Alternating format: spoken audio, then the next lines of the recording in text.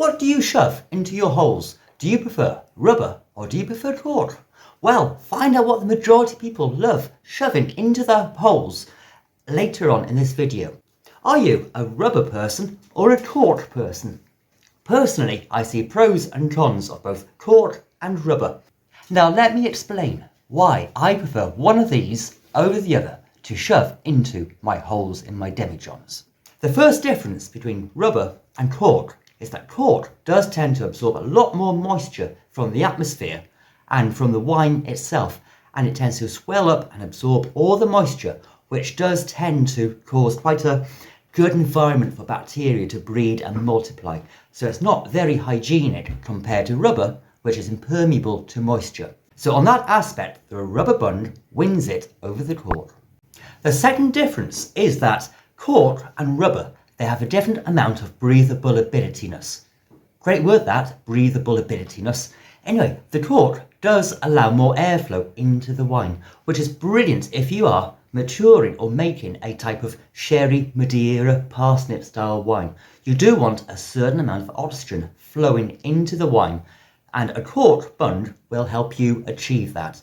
Whereas rubber, it will stop all the oxygen completely outright and give you a nice tight seal. So therefore, if you are making a parsnip, Madeira, sherry style wine, cork will take the biscuits. But if you want to keep all the oxygen out, rubber is the way forward. And the next area to compare and contrast between cork and rubber is the price points.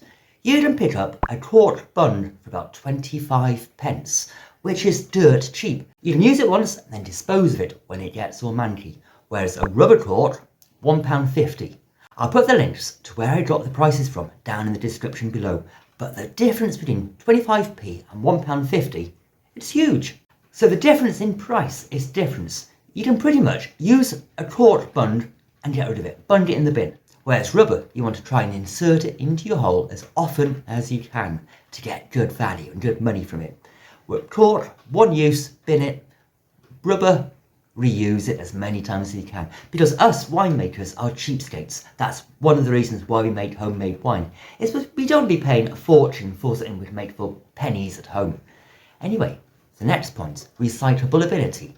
Cork, environmentally friendly. Rubber, not so much. So again, I think cork wins that point. Now, onto this poll I told you about.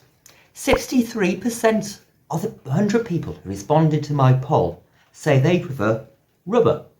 And only about 20% preferred cork. And the rest of the people were not too sure or easy either way about what they used. So it does seem as though the majority of people do prefer using rubber bunds over cork bunds. Let me know in the comments down below what you prefer shoving into your holes, cork or rubber. So whilst you're contemplating what you prefer shoving into your holes, why don't you go and check out this video up by here, and I'll see you really soon. You have a good day now.